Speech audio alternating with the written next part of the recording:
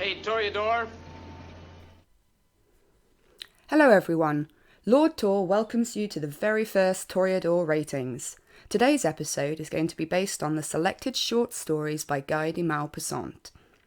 We'll start with an introduction to Guy de Mau and continue with reviews of the works included in this book, and then there will be a reading with brief animation. I hope you enjoy. Stay tuned. Selected short stories, Guy de Maupassant, published by Penguin Popular Classics in 1995. We're going to start with a bit of introduction to the author, taken from the introduction to this book mostly. He was a 19th century French writer living in 1850 to 1893.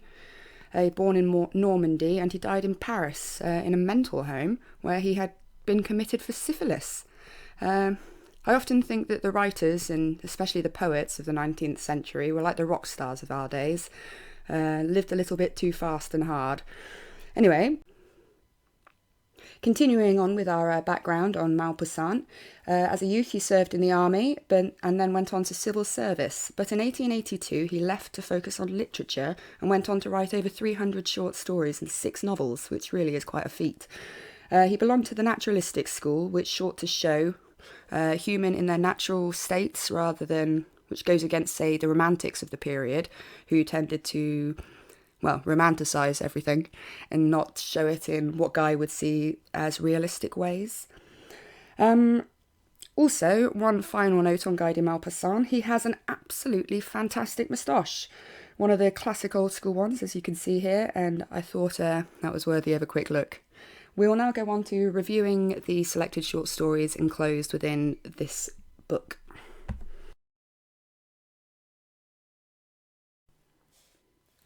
There are a total of 17 stories in this collection, and all focus on different aspects of human affairs and the different characters' perspectives and attitudes within these moments. The stories are simply told, depicting these scenes in thus uncomplex fashion, which allows for a pleasantly relaxed reading. That being said, Maupassant has done excellent work at showing the complex and often absurd nature of human mentality, habits, and conduct. I like Maupassant as he does this using humour, irony, gentle ridicule, and a taunting with macabre to portray these traits of ours, and he does so with such effectual manner that each story feels unique, refreshing, and satirically insightful. Among worthy note in this collection are Two Friends, Madame Tellier's Establishment, and The Devil. Two Friends is set in Paris during the Franco-Prussian War. The city is in lockdown due to imminent threat, yet two fishing buddies set out on quests to enjoy the first fine day of the year with small regard for the consequences. Maupassant shows well the warmth of the pair's friendship and the tranquillity of riverside fishing. But as expected, the plot ends with a dark turn, and though saddening, one cannot help but feel the two friends been patient and shown regard for the larger situation, then in time their fishing days may have resumed to normality once more. Madame Tellier's Establishment is my most favoured in the collection, and also ranks high in my list of most favoured short stories in general. Maupassant introduces us to the establishment, a homely sort of house, patronised by the neighbourhood, ran by the kind, obliging, and well-respected Madame Tellier, and catered to by the 5 professional personnel, 3 of whom run the upstairs floor, and 2 of which keep the customers entertained downstairs in the Jupiter drawing-room. The girls, with hope of pleasing all clientele, are each chosen to represent, as Maupassant calls it, an epitome of one female type. Rowdy Rosie, with her tiny legs, husky voice, and energetic nature, sticks in my mind as being one of the most influential of the girls, as her vivacious character brings vibrancy to these scenes. Her outburst of tearful emotion at the attended christening, which subsequently leads to the whole congregation into such a hysteric outburst that the priest cries, "God himself is in the midst of us," even led to a few tears leaving my own eyes, and then a chuckle for also allowing myself to get caught up in such a commotion. These moments depicting the girls, their mistress and their outing, alongside snippets of the townsmen's disgruntled and drunken tomfoolery at finding for the first time ever the establishment locked up, and the final closing scene of the rapturous lady's return and the joyous party that ensues, makes this one of the stories that leaves a lasting memorable imprint. As does Maupassant's The Devil, which shows well the nature of the writer's macabre humour. But rather than tell you my thought on the work, I'll let you see for yourselves by now moving on to a reading of The Devil with an accompanying animation.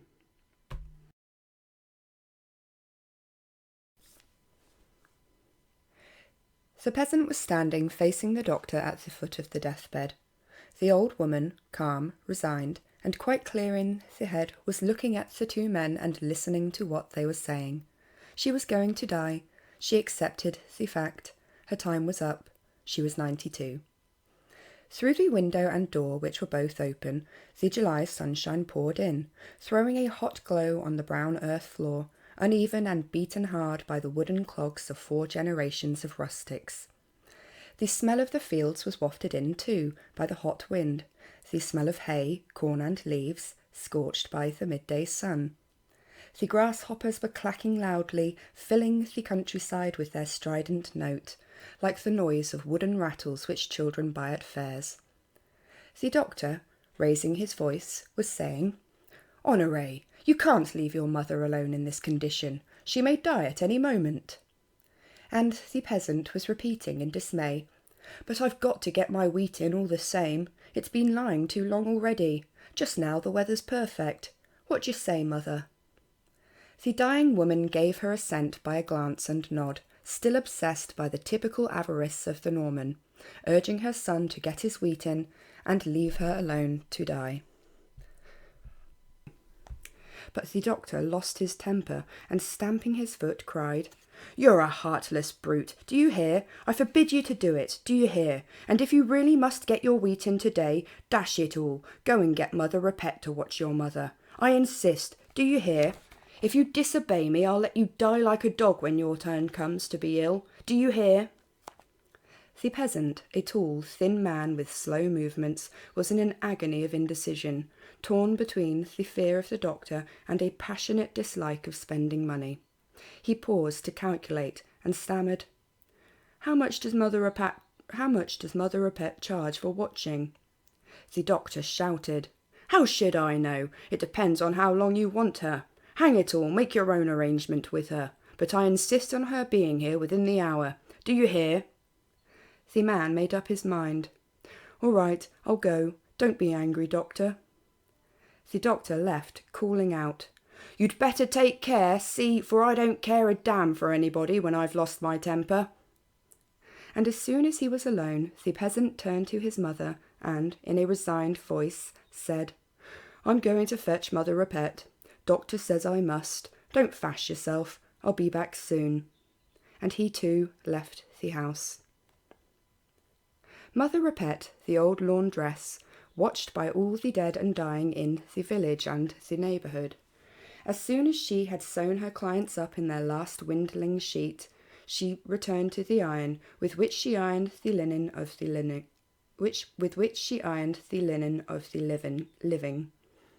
As wrinkled as a last year's apple, bad-tempered, jealous, and prodigiously close-fisted, she was bent double, as if her back had been broken by the never-ending movement of her iron over the linen. She might have been described as having an abnormal, cynical passion for death. Her conversation was always about those whose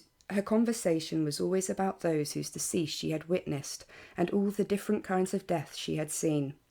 And she told the story in minute detail, which never varied, like a shooting man telling of his exploits with the gun. When Honoré Bontemps entered her house, he found her getting ready some blue for the village girls' collars. He said, "Hello, good afternoon. I hope I see you well, Mother Repet." She turned her head. "Oh, so. And yourself?" "Oh, I'm all right. It's my mother who isn't." "Your mother?" "Yes, my mother." "What's up with your mother?" She's just going to kick the bucket." The old woman took her hands out of the water, and the transparent blue drops ran down her fingers till they fell back into the washtub. She asked with sudden sympathy, "She's that bad, is she?" "Doctor says she won't last through the afternoon." "Then she must be pretty bad." Honoré hesitated. He didn't like to make the suggestion he had in his mind straight out, but being unable to think of anything else to say, he took the plunge. "How much do you want to watch her till the end? You know we ain't rich. I can't afford a servant. That's what's done in my poor old mother. Too much worry about, and too much work. She did the work of 10, though she be 92. They don't make 'em like that today." Mother Ripette answered in a business-like tone, "There's 2 prices, 2 francs a day and 3 francs a night for the gentry, 1 franc a day and 2 francs a night for the rest. I'll come to you for 1 and 2 francs. But the peasant was thinking. He knew his mother pretty well. He knew the strength and toughness of her constitution. She might last a week, in spite of the doctor's opinion. He said with decision, "No, I'd rather you made me a price to see her through to the end. It's a gamble for us both. Doctor says she'll pop off quite soon. If she does, so much the better for you, and so much the worse for me. But if she hangs on till tomorrow, or longer, I gain and you lose." The watcher looked at the man in surprise. She had never taken on a death at contract rates before. She hesitated, attracted by the idea of a gamble, but suspicious that there was a catch somewhere. "I can't say anything till I've seen your mother," she answered. "Come along and see her then." She dried her hands and followed him at once. They did not speak on the way. She walked fast, while he took huge strides, as if he was crossing a stream at each step. The cows, lying in the meadows, overcome by heat, raised their heads sluggishly and mooed feebly towards the 2 hurrying figures, as if to beg for fresh grass. As he approached the house, Honoré Bontemps murmured, "I wonder if it's all over," and his unconscious hope showed in his voice. But the old woman was not dead. She was still lying on her back on her truckle bed, with her hands on the purple chintz counterpane. Pitifully thin hands, gnarled like 2 uncanny crab-like creatures, knotted by rheumatism, hard work, and all the jobs she had done for nearly 100 years. Mother Ripette went up to the bed and examined the dying woman. She felt her pulse, sounded her chest, listened to her breathing, and asked her questions in order to hear her speak. Then, after further lengthy consideration, she left the room, followed by Honoré. She had made up her mind. The old woman would not last the night. He asked, "Well?" The watcher replied, "Well, she'll last 2 days, perhaps." The watcher replied, "Well, she'll last 2 days, perhaps 3. I'll do the jobs for 6 francs in all." He cried, 6 francs? 6 francs? Are you daft? I tell you, mother will only last 5 or 6 hours, no more. The bargaining lasted a long time, for both were obstinate. At last the watcher made as if to go home, and as time was passing, and as the wheat wouldn't get in by itself, finally he agreed. "Very well, I agree to 6 francs all in, up to the removal of the body." "Agreed, 6 francs." He strode off to his wheat, which was lying under the blazing harvest sun. The watcher went back into the house. She had brought her work with her. For all the time she was watching the dying and the dead, she sewed, sometimes for herself, sometimes for the family which was employing her on this double job, paying extra for the sewing. Suddenly she inquired, "Have you received the last rites, Mother Bontemps?" The peasant woman shook her head, and Mother Ripette, who was a pious soul, jumped up. "Good heavens, do you mean it? I'll go and fetch the priest." And she hastened to the priest's house, so fast that the little boys in the square, seeing her almost running, thought that some accident must have happened. The priest put on his surplice and came at once, preceded by a choir boy ringing a little bell to know that the body of God was being carried through the peaceful countryside. The men working in the distance took off their sun hats and stood still till the surplice had disappeared behind a farm. The women gathering the cornstalks straightened themselves to make the sign of the cross. The black hens scuttled along the ditches in terror, waddling towards their usual hole in the hedge, through which they quickly disappeared. A colt tethered in a field took fright at the sight of the surplice and began to run round in circles at the end of its rope, lashing out with its heels. The choir boy, in his red cassock, walked fast, and the priest, with his head bent sideways and wearing a square biretta, followed him, murmuring prayers. Mother Repet brought up the rear, bent almost double, in an attempt to prostrate herself as she walked, with hands clasped as if in a church. Honoré saw them pass in the distance. He asked, "Where's the priest going?" His paid hand, who had more imagination than his master, replied, "He's taking the Blessed Sacrament to your mother, of course." The peasant showed no surprise. "That's quite likely," and he went on with his work. Mother Bontemps made her confession, received absolution, and took the sacrament, and the priest went away, leaving the two women alone in the stifling cottage. Then Mother Repet began to look at the dying woman, wondering if it would last long. Evening was coming on. A cooler air was blowing into the house in the fresher gusts, making a cheap oleograph, fastened up with 2 pins, flap against the wall. The little window curtains, once white, but now fly-blown and yellow with age, looked as if they were trying to fly away, struggling in their eagerness to escape, like the old woman's soul. Motionless and with her eyes open, she seemed to be calmly awaiting death, which was so near but still delayed. Her quick breathing made a little whistling noise in her congested throat. It would soon cease, and there would be one woman less in the world, and no one would miss her. At nightfall, Honoré returned. Approaching the bed, he saw that his mother was still alive, and he asked, as he always did when she wasn't feeling well, "How are you feeling?" He sent Mother Rapper away, telling her, 5 o'clock tomorrow morning, without fail. She answered, "Right, 5 o'clock tomorrow morning." She actually arrived at dawn. Honoré was eating his soup, which he had made for himself before going to work. The watcher inquired, "Well, is your mother dead?" He replied with a malicious twinkle in his eye, "No, she seems a little better," and he left the house. Mother Repet, who was beginning to get anxious, approached the dying woman, whose condition was unchanged.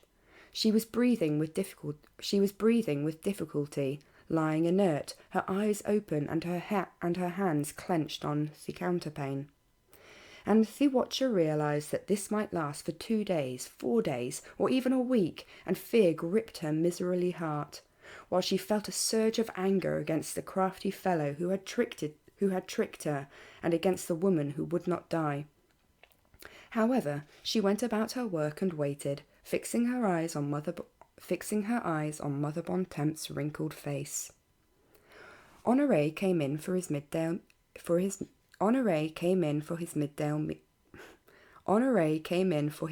meal.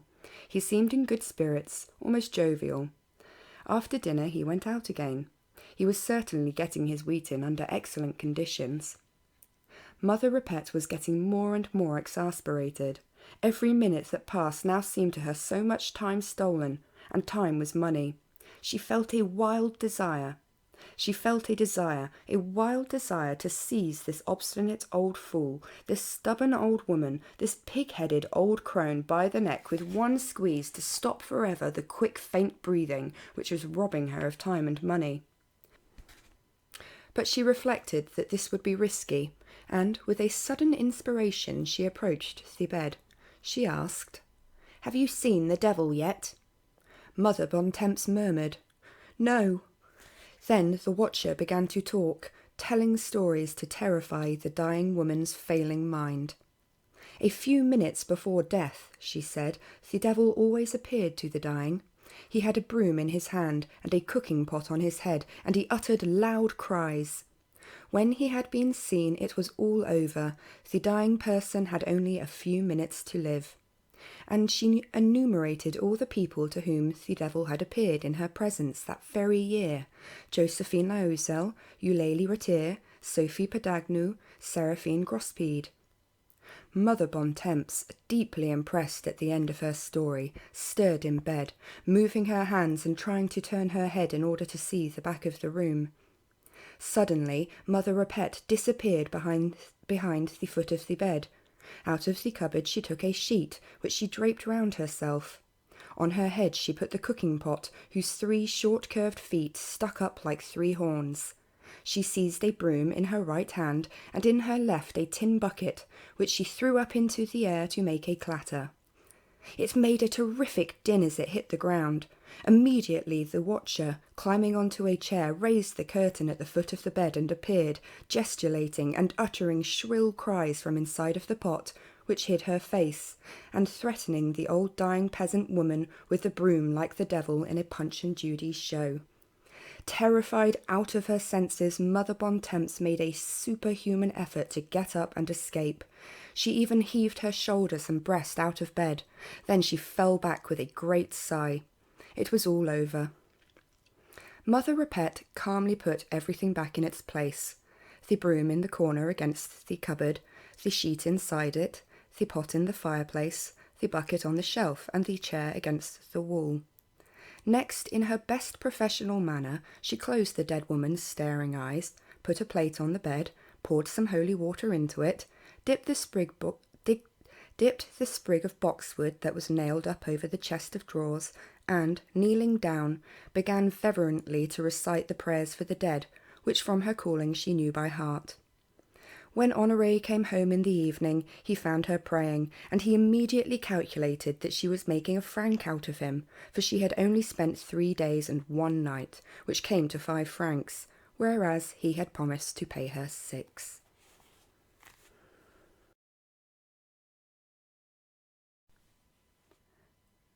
Hello again. Hope you all enjoyed the reading and the story, and can all agree with me that Guy de Maupassant is an effective writer whose stories still hold intrigue today for their comic, dark, and naturalistic ways of depicting us in all our glory.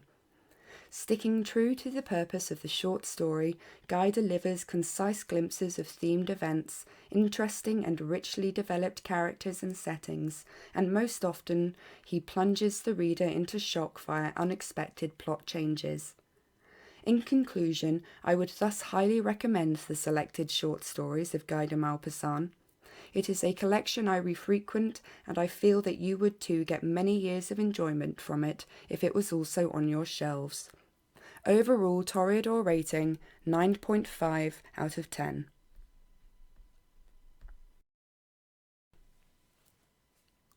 Thank you all for joining me for the first episode of Toreador Ratings. I'm glad you were here with me and hope to see you next time for episode 2, where I'll be taking a look at a sample of romantic poetry. Please like and subscribe to stay updated with all new content. Sincerely, Lord Tor.